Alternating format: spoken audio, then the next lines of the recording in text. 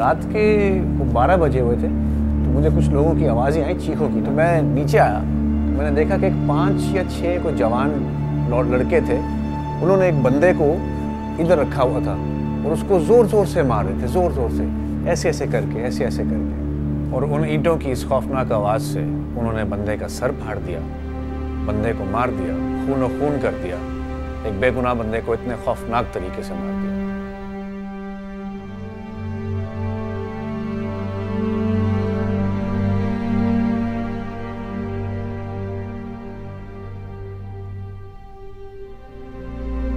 Well, I guess working in the emergency department, you'd expect you'd be getting your typical sort of traumas from car accidents and things like that, but nothing like what I've been seeing happening more and more frequently around this area.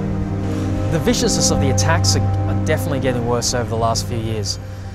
Quite often, there doesn't seem to be a reason or a purpose behind the attacks. It's like there's no regard for human life. It's non-existent.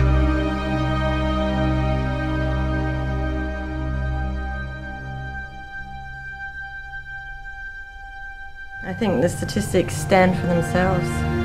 You've seen with the introduction of the Act, that crime has increased, it hasn't actually improved.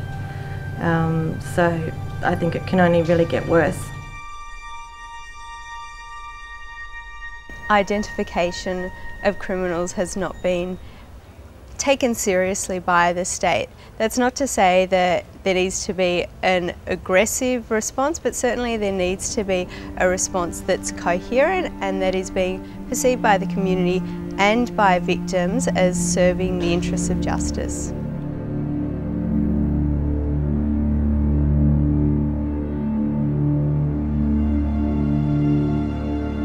I have always been very much pro rehabilitation as opposed to just senseless sentencing for its own sake. So I made it a priority to make sure that I was on that committee so that I would have an active say into what goes on.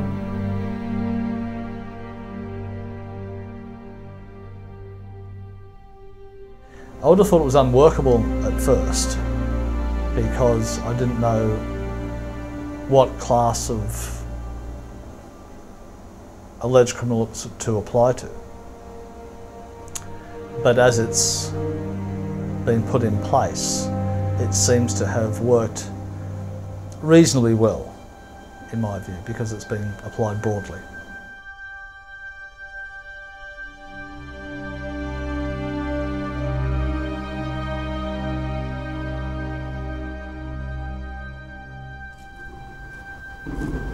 We received a call out last night to attend to what we thought initially was just going to be a small accidental fire. When we arrived here, we discovered the charred remains of, it appeared, burnt rubbish bags. The rubbish bags contained a human body. The human body belonged to a young woman who had been abducted, assaulted, raped and then burnt alive. Further forensic investigation and analysis determined that the fire had been extinguished and relit a couple of times. It would not have been a very pleasant way to die.